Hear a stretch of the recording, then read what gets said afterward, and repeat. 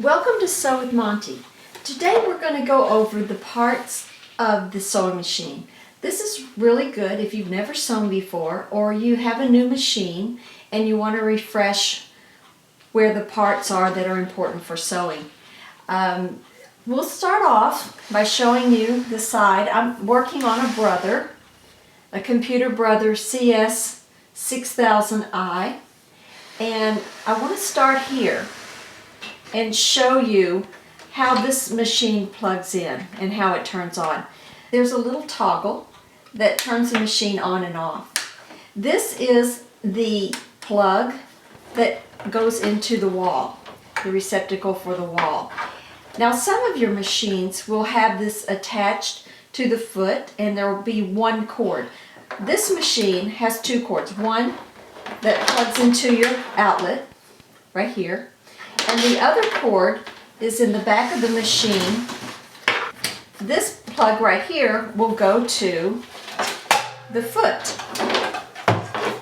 So the foot is right here, and this plugs in this hole. Sometimes both cords will be attached to the foot. One will go into the outlet and the other one will go into the machine. In this case, you have two separate cords. So your machine may vary depending on the model and the make, and you need to look and see how your cord setup is. So let's move on, and I want to show you some of the features on the front of the machine.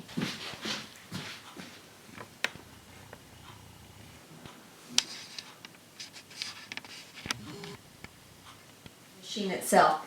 The first thing is the hand wheel, which is over on the right hand side of the machine.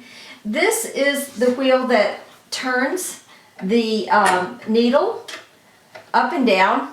You can use it to hand stitch. You can also use it to adjust the position of the needle if you need to pull fabric out or you have any issues where the needle needs to be lowered or raised. It is best to always turn this wheel forward. Try not to get in the habit of turning it backward, because when you do it backwards, you could end up with a backlash, which would cause a tangle in your bobbin. So when you use the hand wheel, try to turn it forward. So up here at the top, my spindle is vertical. Some of them will have a little latch here, and the spindle will be horizontal, so you need to check and see which way yours is. If it is horizontal, it will have a stop on it to keep the thread from falling off of the spindle. And so this is your tension guide. Now if you notice on my tension, I've got 3, 4, and 5 with a dash line between it. If I go below 3, the dash line disappears. If I go above 5, the dash line disappears. That's because this is the optimal setting for your tension. You don't want to be playing with this and just be careless about how many times you turn it or back and forth. You want to just keep it within the main region of tension. If you have to go down here, just go carefully, because you could sprain the spring in here and mess up your tension. So this has to be treated delicately as you're sewing here. My machine has a speed regulator here, so I can go very slow, I can go medium, or I can go fast. Now this doesn't mean beginner, intermediate, and advanced. This means sometimes even a very experienced sewer will need to go slow. The dial above it is my digital display for my computer, and it's how I select my stitches and my stitch length and stitch width. So basically, if I want to select a stitch, and let me go over and show you all my stitches here. This would be on your machine. It may be a dial, it may be a round dial. If you don't have a computer, it might be a different setup entirely than mine. These are the stitches I have to choose from. So what I would do here is put in, let's say if I want to do this one, I would put in 0 and then put in the 4 here, and now I'm set up to sew this stitch. Automatically when I set up my stitch selection, it will give me a suggested stitch length and width. This is the length on the top, this is the width, and this is the little dial that I can select it with. So let's say I don't want to use a 1.4 stitch length. I want to open it up a little bit. So I can keep pushing this until I get the stitch length I want. So let's say I want a 3. And let's say the bottom, this is a zigzag, I want it to be wider than 3.5. So I can increase the width by doing this.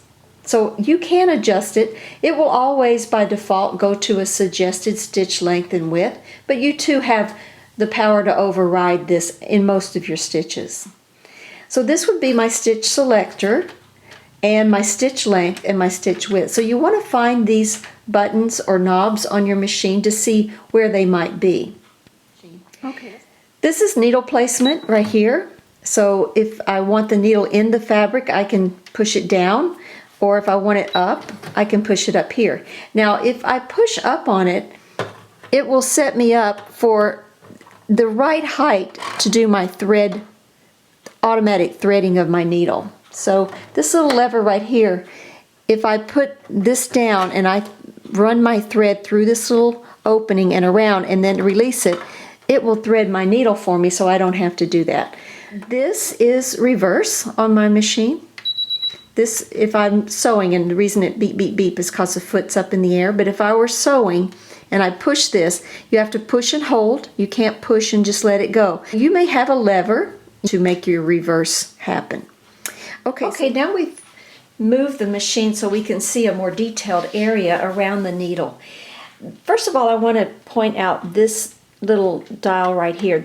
So let's say you're sitting on a high table and it's difficult to use the foot throttle. You can replace it by using this button right here. It takes a little practice to get used to it, but it's a clever little feature to have on your machine. Okay, so now let's talk about the presser foot. This is what controls the fabric flowing through the machine in conjunction with the feed dogs. The presser foot lever that makes it go up and down on my machine is right here. And that makes it go down and up. The quick release button for my foot is right here. It removes the foot completely off the machine. And to put the foot back on, there's a little groove right here. If I put my foot down like this and align the groove up and then push this button, it will pick the foot back up and attach it to the machine again. You need to find out how yours comes on and off. If you have an older machine, you may have to undo it with a screw, which can be done right here. There's a screw that if I want to take it off manually, I can take it off that way as well. I would do this if I were putting on a specialty foot that didn't require or need this quick release apparatus. So I would take the entire thing off to use a specialty foot. But most feet can be done with the quick release. So I'm going to take it off right now because I want to show you the feed dogs. The feed dogs are underneath the foot. And if I turn the wheel forward, you can see how the needle goes down and the feed dogs come up and back down, and they work in reverse because they're guiding the fabric through the machine in conjunction with the presser foot. So it pushes the fabric up against the foot and then pushes it back so that the needle can advance forward in the fabric. This is your throat plate right here, and you have a little grid over here that helps you keep your seam allowances lined up. So this is where you can line up your seam allowances, and as you see, there's numbers back here that kind of help you determine which line to follow on your seam allowance.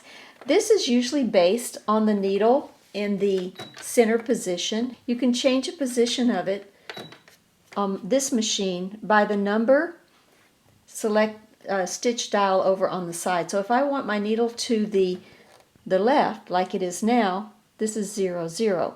If I want it centered, I hit 0, 1 and it moves the needle to the center. So this is 0, 0 and 0, 1. And so you can move your needle around. The stitch guide here is usually based on the needle being in the center. So keep that in mind when you're trying to evaluate your stitches. And later on when we practice some stitches, I'll show you how to use this in more detail. So let's put this back on, and we're going to talk about the bobbin case. So I'm just going to line up my foot like that and then just make sure it catches. See, Once it's caught, that's all you have to do. So when you put your bobbin in, you have a diagram over here. It shows you how to do it. The thread needs to be counterclockwise, and then it goes into this little shuttle and around here. And then you can pick the thread up with the needle, and we'll do that in a little bit when we thread the bobbin and thread the machine. So I do not have a bobbin case with my machine. Now you may have a bobbin case, and I'm going to pull out and show you what that looks like. This is a bobbin case. Now I don't have this in my machine, but you may have this in your machine. And you would put the bobbin in here. Again, you want the thread to go in, and this would be typical bobbin that you might have. It might be metal, it might be plastic, it might be slotted, it might have little holes around it. But you still want to put the thread in a counterclockwise fashion. So the thread will be coming off the bobbin from the left side. And you would stick it into your bobbin case like such. See? And on top of the bobbin, you have a plate. And the bobbin goes in this little nick and underneath this plate till it clicks. And that would be what you might have in your machine. So this one doesn't come with it, it just comes with the housing. This is a bobbin case that will go into a housing in the lower part of your machine. Now on the outside of your bobbin case, you have a hinge here. And this hinge looks like this. The hinge opens like this. When you open the hinge, it locks the bobbin so the bobbin will not fall out. So when you're trying to put this bobbin into your sewing machine, you want to make sure your hinge is open so that you don't lose the bobbin in the process of putting it into your machine. Okay, that's what a bobbin case looks like in the bottom of your machine. Now they vary. Some of them will have a little spindle that sticks up. So look for this in your machine. If you have a bobbin case, it will look similar to this. If you have the other type of bobbin situation like I do, you only have the bobbin housing, which is right here. Now my bobbin housing has a little lever right here, and I just pop it open, and my bobbin, like I said, fits down in there. So I don't have to deal with the case. Now one last thing I'd like to show you about parts on your machine. This is your needle right here. This on my machine is how I release the needle. I need to use one of my tools that comes in my little kit, and I twirl the needle, turn the screw toward myself, and the needle will fall out, and then I can replace the needle. When it comes to needles, you want to replace your needles more frequently than you probably think you should. If you make an entire outfit with one needle, it's probably time after that to replace your needle. So if you kind of use that as your guideline, if it gets dull, it could cause stitches to skip. It could even be as bad as to throw the timing off in your machine. So it's a good idea to replace your needles frequently, and that way you'll always have a good sewing experience. But when you have something narrow, or you're sewing in a circle like a sleeve or a cuff or a pant, this can come off. Now originally my tools were in here in a little plastic bag. Now that I have it set on my table, I use a little drawer and I keep my tools in here where I can get to them readily. But originally it came in this little plastic bag right here, and this was housed inside this cavity right here. And that's where all my tools would have been. And this is very handy if you know you're going to be taking your machine somewhere else to sew. It's a great place to carry your tools with you. So I think that's just about it for all the parts on a machine. Like I said before, your machine may be a little bit different. So I would take your machine and look at your manual and try to find these parts and get familiar with what they do. The next part of this video, we're going to show you how to thread a bobbin and thread your machine. So now let's thread a bobbin. The bobbins I have for this machine are plastic, and they look like this. And they have a small slot in them. Some people will thread the thread through it. It's like a little hole. I don't know if you can see it right there. They'll thread their thread through there to secure the thread when they're running the bobbin. I prefer to just wrap my thread around the bobbin itself, because sometimes if you put it through this hole and you don't cut it close enough, it could cause the bobbin to jam into the bobbin housing, and it's hard to get it in and out.